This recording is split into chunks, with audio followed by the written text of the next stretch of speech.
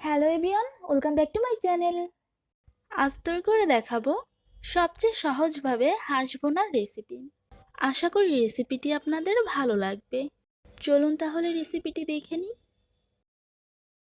এখানে আমি 1 কেজি পরিমাণ হাঁসের মাংস নিয়েছি। হাঁসটাকে প্রথমে পরিষ্কার করে পুড়িয়ে নিয়েছি। তারপর এটাকে ছোট ছোট করে পিস করে ভালো করে জল দিয়ে ধুয়ে নিয়েছি। হাঁসটাকে চামড়া সহ নিলে ভালো হয়, তাহলে খেতে অনেক ভালো লাগবে। আর এটাকে পুড়িয়ে নেওয়ার ফলে হাঁসের গায়ে যে ছোট ছোট লোমাগুলো থাকে সেটাও আর থাকবে না। এবার আমি যে পাত্রে মাংসটা রান্না করব সেই পাত্রেই মাংসটা আমি নিয়ে নিয়েছি। এখন এর ভিতর দিয়ে দিচ্ছি 2 টেবিল চামচ রসুন বাটা, দিয়ে দিচ্ছি 2 টেবিল চামচ আদা বাটা,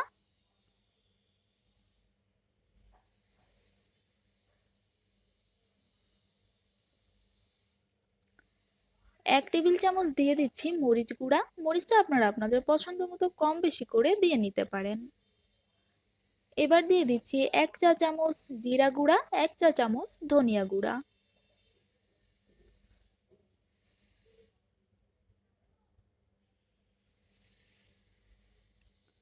দিয়ে দিচ্ছি প্রায় 1.5 চা চামচ হলুদ গুঁড়া, পরিমাণ মতো লবণ দিয়ে দিচ্ছি,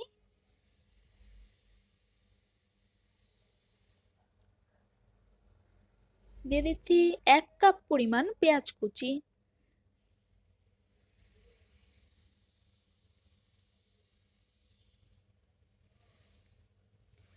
এখানে নিয়েছি 5টা এলাচ, 5টা লবঙ্গ, 2 টুকরা দারচিনি। এখন আমি এটা দিয়ে দেব। এবার দিয়ে দিচ্ছি প্রায় 3 টেবিল চামচ পরিমাণ তেল। খুব বেশি তেল ব্যবহার করার প্রয়োজন নেই, কারণ আমি হাঁসটা চামড়া সহ নিয়েছি। হাঁস থেকে এমনিতেই অনেকটা তেল বের হবে। একটা তেজপাতা ছিঁড়ে দিয়ে দিচ্ছি। এখন মাংসটা এই মশলার সাথে খুব ভালোভাবে মেখে নিতে হবে। এই পর্যায়ে হাত ব্যবহার করার চেষ্টা করবেন, তাহলে খুব সুন্দরভাবে মশলাটা মাংসর সাথে মাখাতে পারবেন। আমি খুব ভালোভাবে মাংসটা মশলার সাথে মাখিয়ে নিচ্ছি। মাখানো হয়ে গিয়েছে। হাতে অনেকটা পরিমাণ মশলা মেখে আছে। এখন আমি এই হাতটা ধুয়ে সামান্য একটু জল দিয়ে দিচ্ছি। এই পর্যায়ে আর জল ব্যবহার করার প্রয়োজন নেই, কারণ হাঁস থেকে এমনিতেই অনেকটা পরিমাণ জল বের হবে। এবার সরাসরি কড়াইটা আমি চুলায় বসিয়ে দিয়েছি। ঢাকনা দিয়ে রান্না করব 15 মিনিটের জন্য। 15 মিনিট পর দেখতে পাচ্ছেন মাংস থেকে অনেকটা জল বেরিয়েছে। আমি কিন্তু এখানে কোনো প্রকার জল ব্যবহার করিনি। এখন একটু ভালোভাবে নেড়েচেড়ে দিচ্ছি। এখন এটা আবারও ঢাকনা চাপা দিয়ে রান্না করব 10 মিনিটের জন্য। 10 মিনিট পর দেখতে পাচ্ছেন মাংস থেকে কিন্তু অনেকটা পরিমাণ তেল বেরিয়েছে। এখন একটু ভালোভাবে নাড়াচাড়া করে নিচ্ছি।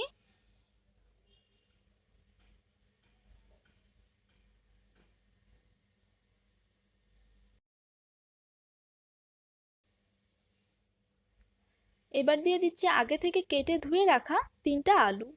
এক একটা আলু আমি 2 টুকরো করে কেটে নিয়েছি।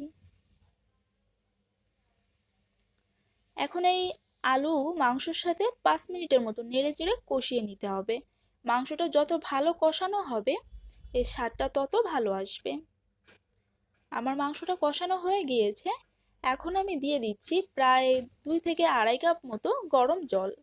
হাঁসের মাংসটা একটু শক্ত হয়ে থাকে, তাই আমি জলের পরিমাণটা একটু বেশি ব্যবহার করছি।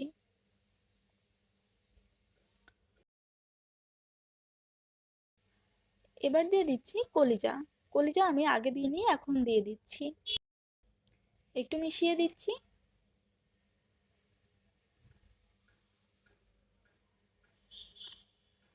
দিয়ে দিচ্ছি ঝোলের জন্য একটু লবণ।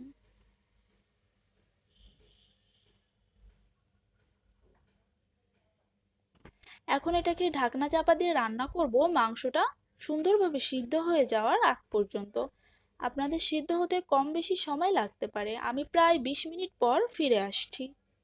20 মিনিট পর আমার মাংসটা খুব ভালোভাবে সিদ্ধ হয়ে গিয়েছে। এখন আমি একটু নাড়াচাড়া করে নিচ্ছি।